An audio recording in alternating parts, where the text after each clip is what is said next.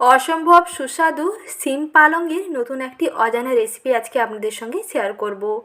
এই রেসিপি আপনি বাড়িতে একবার ট্রাই করে দেখুন, ছোট থেকে বড় সবার দেখবেন ভীষণ পছন্দ হবে।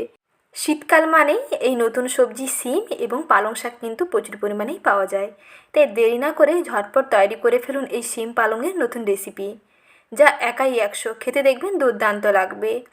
একবার খেলে বারবার খেতে চাইবেন। উপকরণও কম লাগবে আর বানানোও তেমন সহজ আর খেতেও তেমন দারুণ টেস্টি হয়। তার জন্য এখানে নিয়ে নিয়েছি প্রধান উপকরণ হচ্ছে শিম এবং পালং শাক। প্রথমে দেখুন এই যে পালং শাক নিয়েছি, 1 আঁটি মতো পালং শাক নিয়ে প্রথমে পালং শাকের গোড়ার কাছের অংশটা কেটে বাদ দিয়ে দেবেন। তারপরে ডাঁটা সমেত এই পাতাগুলোকে ছোট ছোট ঝাড়ি করে কেটে নিতে হবে। তার আগে অবশ্যই শাকটাকে একটু বেছে ধুয়ে পরিষ্কার করে নেবেন। আর এদিকে নিয়েছি দেখুন শিম। শিম এবং পালংয়ের এই যুগলবন্দি রেসিপিটি অবশ্যই একবার হলেও ট্রাই করে দেখুন, খেতে দেখবেন দারুণ লাগবে। এত অল্প উপকরণে এত টেস্টি এবং হেলদি একটি রেসিপি তৈরি করা যায়, না দেখলে কিন্তু বিশ্বাস হবে না। তাই দেরি না করে ঝটপট দেখে নিন। প্রথমেই দেখুন এখানে নিয়ে নিয়েছি শিম এবং পালং শাক। প্রথমে শিমটাকে একটু ভালো করে এরকম কেটে নিতে হবে।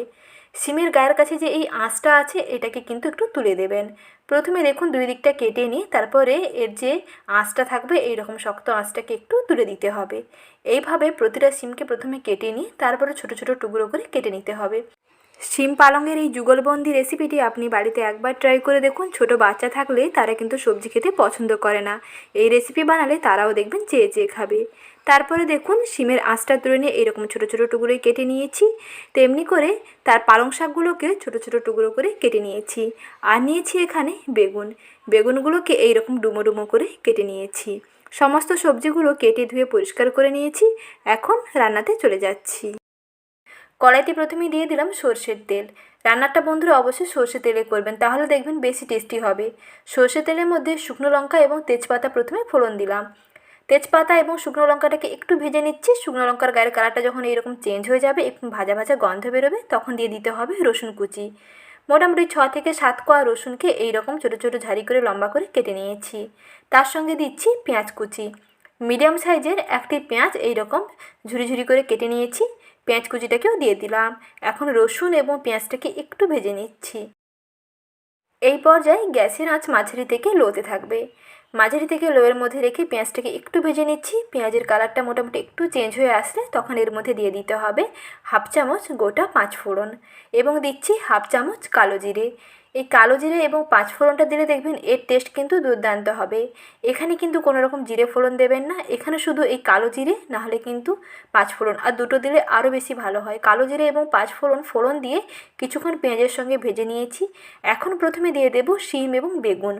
গ্যাসের আঁচ মাঝারিতে রেখে প্রথমে তেলের ওপরে শিম এবং বেগুন দিয়ে একটু রান্না করে নিচ্ছি। একটু নাড়াচাড়া করে ভেজে নিচ্ছি, তাতে শিমের যে কাঁচা গন্ধটা এবং সবুজ গন্ধটা দেখবেন চলে যাবে। গ্যাসের আঁচ আবারও বলছি মাঝারিতে রাখতে হবে। কিছুক্ষণ এরকম নেড়ে চেড়ে নিলে শিমের কালারটা দেখবেন চেঞ্জ হয়ে আসবে। তারপরে এর মধ্যে দিয়ে দিচ্ছি স্বাদ মতো লবণ। পুরো রান্নাতে যতটা লবণ লাগবে এই পর্যায়ে কিন্তু দিয়ে দেবেন।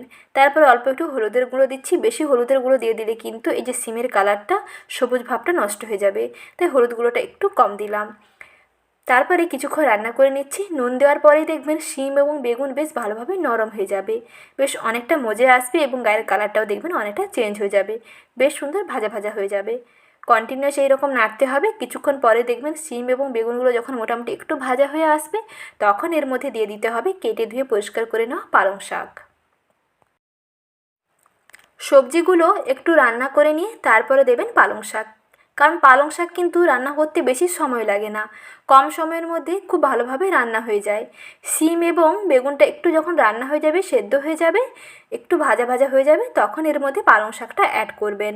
তারপরে আবার কিছুক্ষণ পর্যন্ত একটু কষিয়ে নিচ্ছি।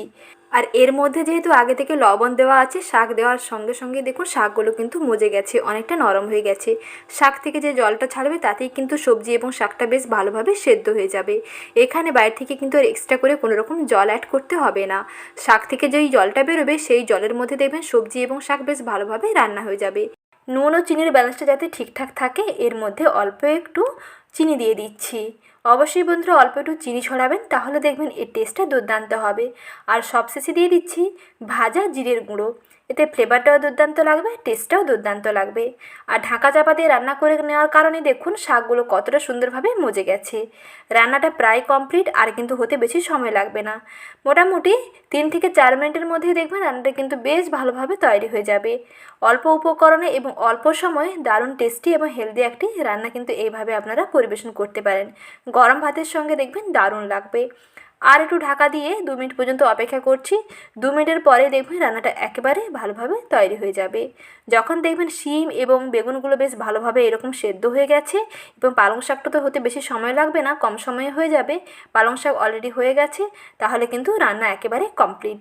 আর 2 থেকে 3 মিনিট ঢাকা দিয়ে একটু স্ট্যান্ডিং টাইমে রেখে তারপরে গরম ভাতের সঙ্গে পরিবেশন করে ফেলুন শিম পালংয়ের এই নতুন রেসিপি। গরম ভাতের সঙ্গে দেখবেন দুর্দান্ত লাগবে।